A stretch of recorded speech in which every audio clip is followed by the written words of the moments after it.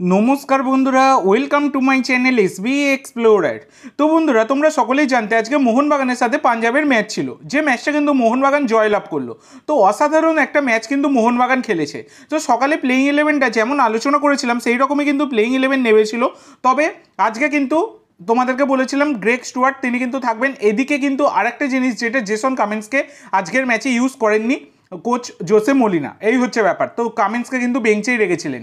আর এইদিকে মোহনবাগানের জন্য কিন্তু সাহাল আবার কিন্তু তিনি চোট পেয়েছেন। তো প্রচণ্ড পরিমাণে চোটপ্রবণ প্লেয়ার সেটা দেখাই যাচ্ছে, আবারও কিন্তু তিনি চোট পেলেন আজকে। তো আজকে মোহনবাগান অসাধারণ পারফরমেন্স দিয়ে তারা কিন্তু পাঞ্জাবকে হারিয়ে দিল। তো আজকে প্রথম যে গোলটা, মানে ফার্স্ট হাফে প্রচুর অ্যাটাক হয়েছে, এত অ্যাটাক হয়েছে ভাবা গিয়েছিল অনেকগুলো গোল কিন্তু হতে পারে, কিন্তু একটা গোলও ফার্স্ট হাফে হয়নি। ফার্স্ট হাফ পুরোপুরি গোল শূন্য ছিল। সেকেন্ড হাফে কিন্তু গোল দেয় ফার্স্টে জেমি ম্যাকলারেন, তারপরের গোলটা লিস্টন কোলাসো, এবং লিস্টন কোলাসোরই কৃতিত্বটা বেশি সেখানে। এবং গ্রেগ স্টুয়ার্ট, সম্ভবত গ্রেগ স্টুয়ার্টের গায়ে হালকা টাচ লেগেছিল, তবে লিস্টন কোলাসোর নামে কিন্তু গোলটা এখনও অবধি দেখলাম দেয়া আছে।